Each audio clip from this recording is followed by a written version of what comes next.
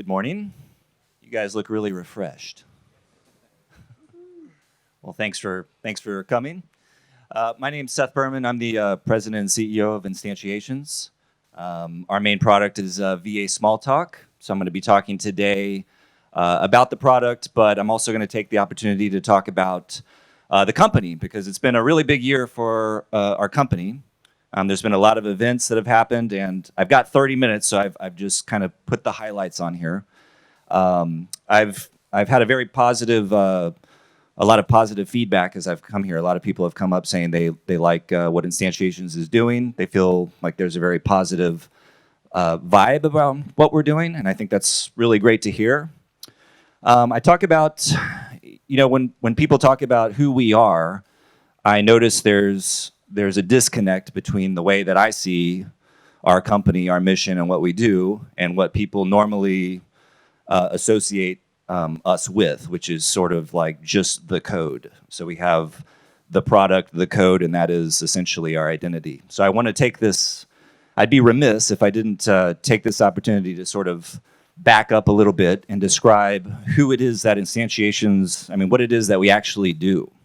Because it's actually a lot more than the product. The code is very much a part of what we do. Don't get me wrong, but I thought about, what's the best way to describe the value of our services and what we do. And so I took the smallest, this is as concise as I could make it.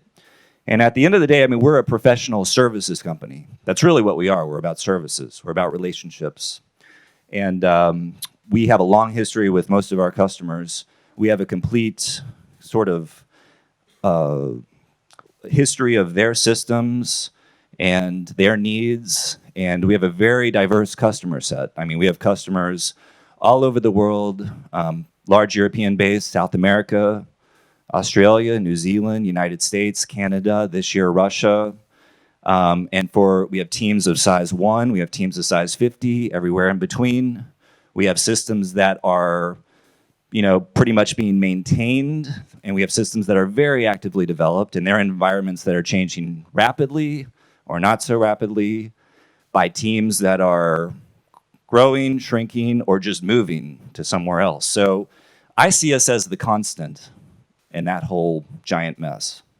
And so that's part of the value what we provide for our customers. We're there throughout that incredible amount of change. And so just to talk about some of the services that we provide. So there's this customer support element. And people normally think, oh, support, that's like Stack Overflow, except you pay for it. So like you ask a question, you get an answer. We have that, but it's not really what we do. So I'll give you an example. Just about a couple of weeks ago, I was on a conference call with a customer who had a 24/7 mission critical system. And there was an issue, and it was with a third-party provider, and our system calling out to that third-party provider, and nobody could figure out what was going on. And so, we're there to end the conference call with the third-party provider working out this issue as they're losing thousands of dollars per minute or whatever it is. And so we solved that problem, and there's value in that. If anybody who's worked in systems that are operating off those kinds of dollars in those quantities know that there's a lot of value in that, and you need that. So that's what we do. That's one of the things that we do. So we're doing that all the time. Our support channel is pretty much a full-time job, and it's staffed by professional engineers who have anywhere from 10 to 30 years of experience doing various things from low-level machine code up to the highest levels of the product. And but sometimes it goes beyond support. Sometimes folks need a little bit more help. So we have a custom engineering element to what we do. And that really comes in two forms. Sometimes customers like to go through us to get to an independent contractor, just because we're set up to do it in their environment, and their companies feel confident in Instantiations and what we do. So we kind of mediate and provide that service. But we also, in some cases, we're just the best choice. We're just the best ones who can do it. We can do it the quickest and best for cost. So this year, for example, I had someone about quarter time for the better part of half a year doing development for a customer, and because we were simply the best choice. So we do offer that. And another thing is training. So we have someone who does training, who has the material to do, object-oriented training, to do training for the product. In some cases, if we can't schedule that appropriately, then we have folks that we can send them to get training. Because remember, we've got these ever-changing environments, teams that are, growing, shrinking, and then they move. So now there's this new team, and they show up, in our support saying, there's this whole piece of the product that I don't really understand how to use. And, so we're doing whatever we can to make sure that, those relationships stay intact. So it all comes back to relationships, offering the value. So again, more than just code. Although at the latter half, I'll talk about the code because I know, at a conference like this, that's what we really want to hear about. But I think it's important to understand the bigger picture that we're a services around the code and relationships around that.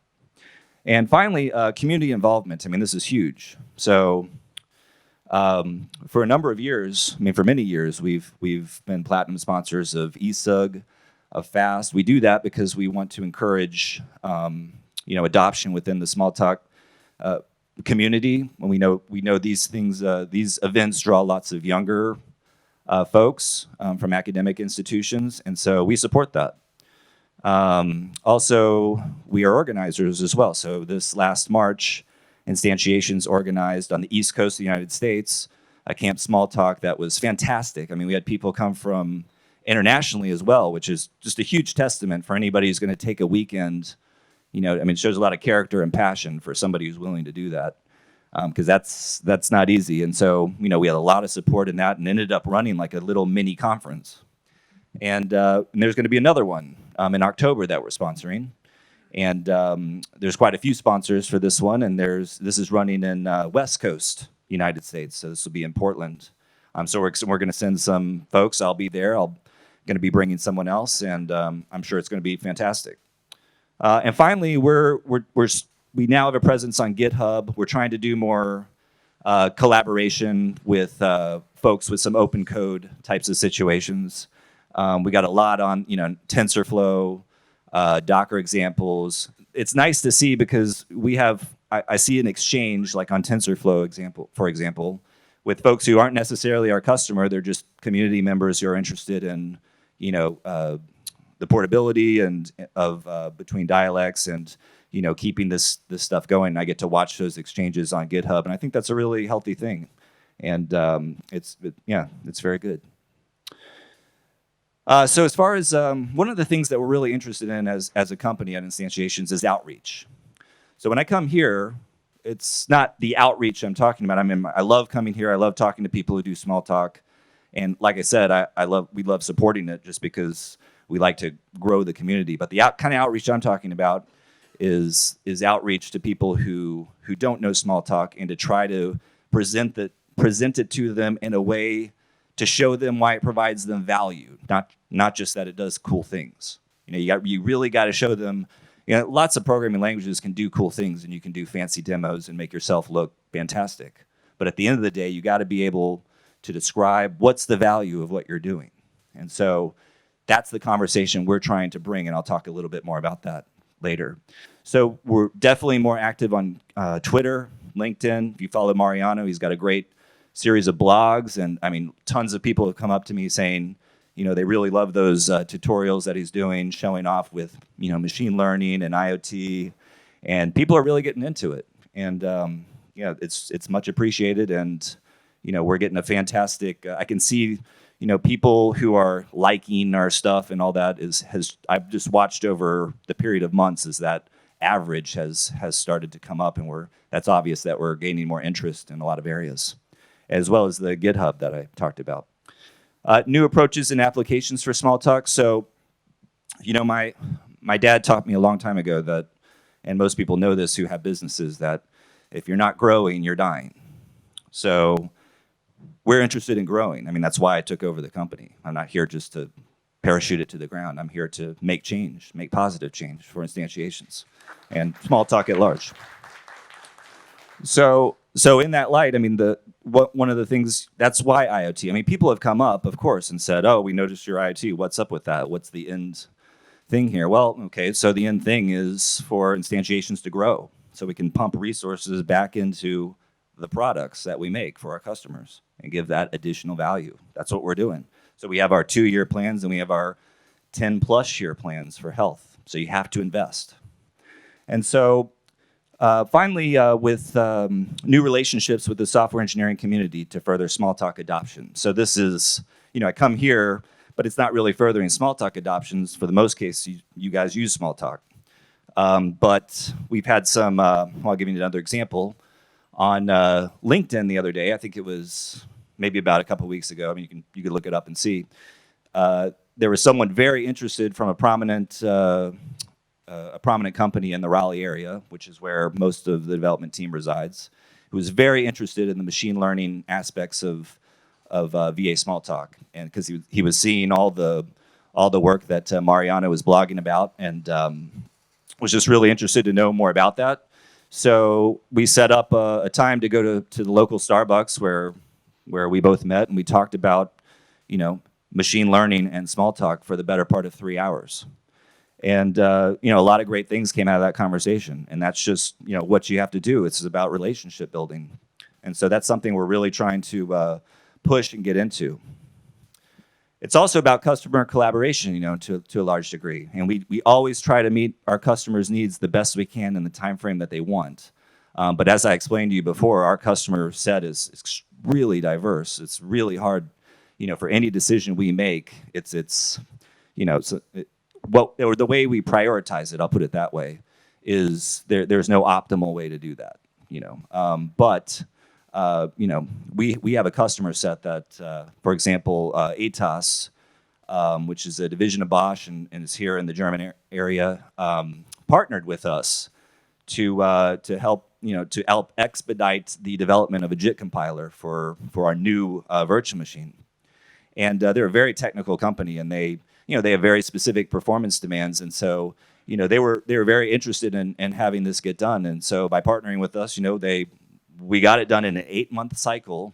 So all within the 9.2, you're going to get a brand new JIT compiler out of this, and it outperforms IBM's virtual machine. If you went to Alexander's talk yesterday about virtual machines, you'll see that we pretty much stomp all over it. And so that was a tremendous development effort by the VM team. So for research and development, as I said, we're interested in growing, not just in the 2-year time frame, but 10+ year. We're thinking ahead. And there's stuff that's already here, but we're trying to pull different threads to grow, essentially. And we think we have some places that we've identified where we would be a good fit and bring value. Not just do cool things that we can show, but to bring value, to give them reasons to say, this is why you should use this over what you have. And so part of that is machine learning and AI. And another part is, going to ARM devices or embedded, other embedded devices. We'll have some other architectures based on the portability of our VM. It's not a huge task as we move to different architectures. So we now run on ARM, ARM32 and ARM64, and we run on a host of devices. We usually talk about Raspberry Pi just because it's ubiquitous and everybody kind of knows what it is, but there's a whole host of devices that run ARM, and so we basically can run on those.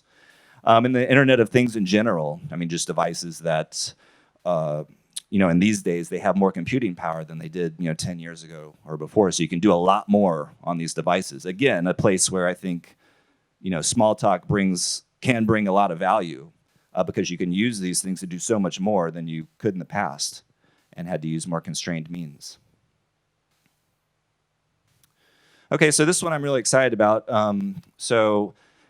Instantiations is now a sponsor of an organization called Riot. Riot is one of the largest IoT organizations in the United States.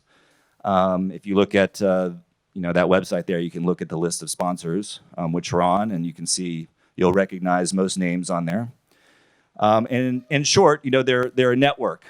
Again, this goes back to relationship building. This is how you're going to push Smalltalk. It's not through technical attributes. It's through relationships and networking. And so it's technologists, engineers, business leaders, academics, and so anybody having a stake in the Internet of Things. And so we're kind of getting in there and building relationships. And we're interested in doing that all over the world. So one of the things we're really excited about is in October, we're going to be at the All Things Open conference in Raleigh at the Raleigh Convention Center, and brings typically over 4,000 folks. And we've got a spot, an exhibition spot, so we're going to have a big booth, and we're going to show off all the technology that you've been seeing here, like with Mariano's IoT demonstrations and some of the others we had from last year. And we're going to be showing it from a value perspective. I mean, we're obviously going to show we can do cool things, but a lot of people can do cool things. Again, I have to bring it back to, we're going to show them why they should use this over what they've got, and not in a shake your finger kind of way, you're an idiot, but a, this brings value, this fills a hole that you have right now. And so we're very excited about doing that, and you'll see more about that messaging in the future. So that'll be this October. Okay, so that's kind of the highlights of the company. I mean, there's just been a lot more happening this year, and we're very excited about. I'm getting a lot of positive response, both from customers and people who aren't customers and coming here, and it's a very positive experience. So that of course makes it a plus, and I'm glad that folks appreciate what we're doing.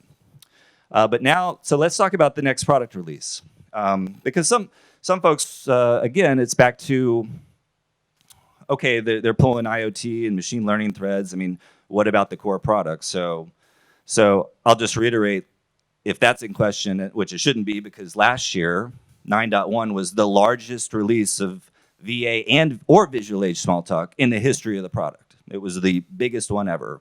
And so this year is not going to be a lot different. 9.2 is going to be huge. We've just done so much, and some really meaty features that have been kind of years in the making in some cases. So the first one is the JIT Compiler. So this was an 8-month effort that was accelerated, and we were able to get it all done in one cycle. And anybody who does JIT compilers knows that this is a major engineering effort if you want to hit good numbers, not just toy examples. So we always, I mean, our big thing is, and you see that in our messaging, is stability, backwards compatibility. Because quite frankly, we wouldn't have the relationships we have now if we didn't tend to those matters. So when we come out with something, we don't ever really message about alpha stuff. You won't really see things where we say, available now, give us feedback, and when we come out with something, it has to be stable. I mean, it has to be absolutely rock solid, because we essentially support these things forever.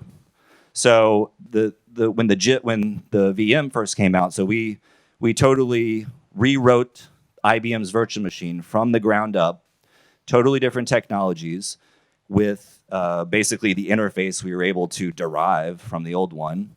And that whole first release cycle, throughout the whole year, 0 reported defects. Now, it just doesn't really happen a whole lot, So you just don't see that. And the backwards compatibility stuff, I tell people it took 2 years to develop the VM. It took 3 years to get it to release. And that's totally due to stability, backwards compatibility, and a path to get folks forward on the platform. And so most companies wouldn't bother, quite frankly. They wouldn't see the value in that investment. And so, but that's just in our DNA. That's just what we do. So you always will see that messaging. But here's these numbers that you're seeing before you. These were provided by ETOS to us. We have our ivory tower benchmarks we could show you all day long, but it's more interesting, at least to me, to see what others tell us. And so that first one there, the 8.02, that's IBM's legacy virtual machine. It was only ever 32-bit, but it did have a JIT compiler. The last one you see there is ours, or the new one, the one that will be for 9.2. And so less is better. I probably can guess that at this point. So, I mean, right out of the gate with 8 months worth of development, we blow them out of the water. And I think that will continue, that trend, because we have just an excellent VM team. Alexander and his team are just fantastic. So we're really excited about that. The next one is high DPI. To anyone that knows anything about developing high DPI, you'll know that this is a hard problem. It's a hard problem because it touches everything related to graphics stack. If you don't know anything about high DPI, you're going to wonder why this is a big deal. So high DPI was in development for the better part of a year and a half, maybe a little bit more. And the issue is that you have native widgets, we have emulated widgets, you've got coordinate systems that are all different now. You've got to scale everything, fonts, icons, it touches everything. It's a messy, messy job to do. It's not a fun job. But the result, and the whole reason we did it in the first place is because our customers were saying, hey, our teams now have 4K displays and your app looks blurry. I mean, it looks old. And quite frankly, there's a lot of non-high DPI related apps. But we said, okay, well, we're not going to give, people they're working with a reason to say not to use Smalltalk, so we're going to answer this call. And so we did. Now, it took some development time, but we did it. And so you're going to see sharper and cleaner looking user interfaces in 9.2 with font scaling and icon scaling. Next is the mail feature, so IMAP and SMTP. IMAP implements over 20 RFCs. It is the most comprehensive IMAP you will find next, with possibly the exception of MailKit from C#. This has everything. And the nice thing is it has server push, so you can basically provide a Smalltalk block, and that gets activated every time mail is incoming. And in the background, it just manages the open connection and keeps the mail coming in. So, and then all these others, if you're familiar with IMAP and implementing it, you'll know that there's quite a bit number of RFCs here. And then SMTP, it's a much smaller and simpler spec. So all we really needed to do was SSL TLS and some extended SMTP enhancements. Really excited to offer Postgres native driver. This is the full capability of Postgres.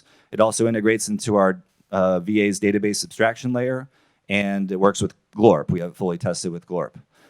We already have SQLite, but we wanted to offer a more enterprise open source alternative, and it complements our commercial Oracle and DB2, which a lot of our customers actively use.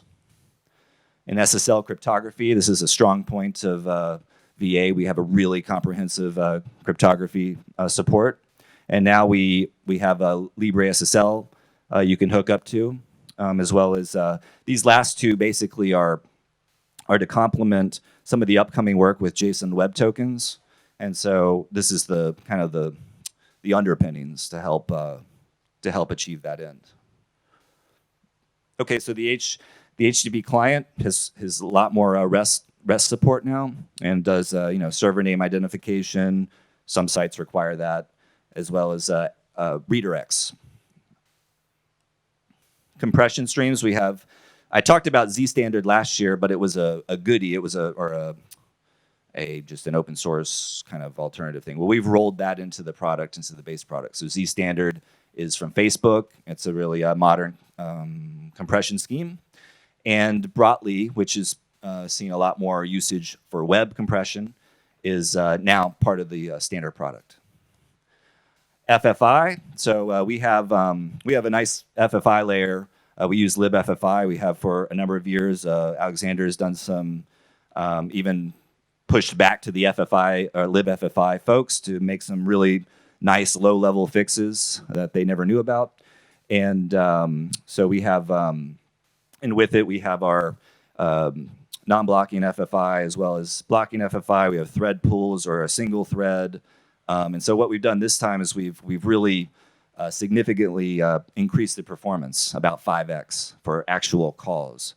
And then we also now support struct return by value, which you don't see a whole lot, but we saw it in TensorFlow. I've seen it before in Clang C bindings, and you just kind of run into a brick wall once you hit that, and you don't have a way to describe it. You start having to do some other less than optimal things. So we're happy to get that into the product. Ping support.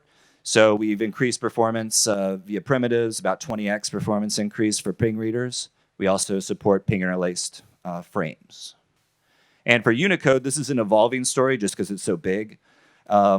And so we're excited. We're just on the cusp of being able to really dive into the native Unicode representation. It just requires a lot of plumbing and under the hood prep. So we have, so one of the things was our code page utilities converter, which handles also a lot of the UTF-8 and that kind of stuff, was up way too high. So we were trying to do some stuff down low near the kernel because we have a prerequisite chain and dependency chain you have to respect in the product. And so we pushed that down and made some serious enhancements to it, as well as working with a lot of customers like Adrian to do, they were passing us great seaside updates to fix some of the UTF-8 stuff, which we rolled in. Major grease improvements were done, like a major grease improvements to fix some of the problems that were happening there. As well as we have zip streams, kind of if anybody knows a zip stream from Java or C#, where you basically can cursor over a zip archive. So they can also have a UTF-8 encoded file names, which now, thanks to that ES code page utility being shoved a lot lower, we now support that. Icon V fixes for 64-bit, and pretty soon in the GitHub, I mean, we're really starting to push pretty heavy, and you're going to see the ICU, kind of the low layers of how to get the behavior we want. You're going to see the ICU integration into the VM build, and from there, we're going to, character representation changes and some other things. But at least you'll publicly get to see a lot of this work that we'll begin doing.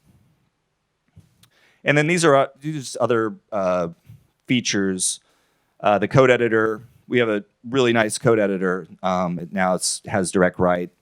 Stone and NeoCSV were ported from Sven. Those are fantastic quality code. He always has really good code. Static analyze. So these next two were a direct result of a lot of the research and development we've been doing. I was telling somebody that the research and development is so crucial because it turns us, the vendor, into a user. There's really no way for us to identify as a vendor some of the issues that that really occur, or why the whole workflow doesn't really make sense, because we're not often building applications for ourselves. We're building the plumbing so that you guys can build applications. So by doing these research and development tasks, we've identified things like, oh, the packager really is, it really is these 1,000 warnings that it gives you when you package an application is not that great. So we did a bunch of handy new static analysis on code to push that down to just a handful of warnings in most cases. And also the cross-development experience. So we can develop on Windows and deploy on IoT devices or deploy on Linux or whatever the case is. And there's a series of tools that go with that. And because we started using those tools, we started saying, well, gee, I wish that XD browser had code completion like our regular browsers, or that kind of stuff. And so we were able to make all these enhancements. So I put 100 plus. That's probably a little modest. It's probably more like 200 plus. Series of enhancements and fixes to the base product. So yeah, we're doing lots of research and development, and we're messaging about the kinds of things we're doing because of that outreach we're looking for. But make no mistake, the core product is receiving lots and lots of love, and we're going to be continuing that push forward. So as far as how to get Smalltalk, okay, so you can download an evaluation copy. As I usually say, and we're a commercial company. You now, I think, hopefully, from that first slide, where we talk about services and the value we provide behind it, kind of understand a little more that, we see ourselves more than the code base that we upkeep, even though that is a large part of it. But we have professional staff that we have to pay. So the way that our licenses work is we have developer licenses. So, but you can get an evaluation copy and try. Now, if you want to be involved in an open source project, we try to be friendly to that and say, okay, well, if you don't want to develop a commercial application, well, you can use our project and there are a number of people that do for open source purposes. So like Mariano was talking about the IoT on the bell tower in Buenos Aires. And that was, there's some other people involved in that who are using basically the open source license for that, because that's not a for-profit thing. Obviously, if you want to go commercial with it, you need to, at that point, can't just give it to you. Otherwise, I can't pay my people. They'd all leave. I'd be alone and really unhappy. So, and then finally, in educational institutions, if you're a teacher, academic license for you and your students. So we have some of those, and you can always contact us. And we just try, I like to push these because I'm not sure, everybody doesn't seem to be aware of some of these avenues. I always get, there's different people in time who have their opinion about what, instantiations and VA Smalltalk is. And most of the time I find it's either incomplete or entirely wrong. So I'm trying to push the correct things here, and hopefully it'll make its way out. And but anyway, thank you for the wonderful feedback from a lot of you who have done it. We're really excited, and we're happy that you're happy with what you're seeing. Even if you're not a customer, you're just pleased with what you're seeing. That makes us feel good, and we're happy about that. So feel free to contact us. There's some contact information, and of course, if you want to talk to me, we're on LinkedIn, we're on Twitter, and there's my contact information. And thank you for letting me speak and you guys being here.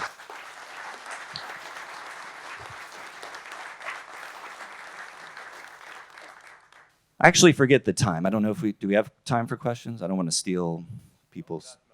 Not much. Okay. Well, nobody seems to be screaming their hand up. So, oh, there's one. Do you have any US restrictions for exporting crypto libraries? No, not for the code. So we would have export restrictions for exporting the OpenSSL libraries, libcrypto, libSSL, but we don't ship those. And we did have export licenses for the ones we used to ship. IBM, that was the IBM export licenses, but not for the binding code. We don't have export restrictions for that. Because it's all OpenSSL binding code. It's not our own, roll your own crypto. Anything else? Okay, thank you.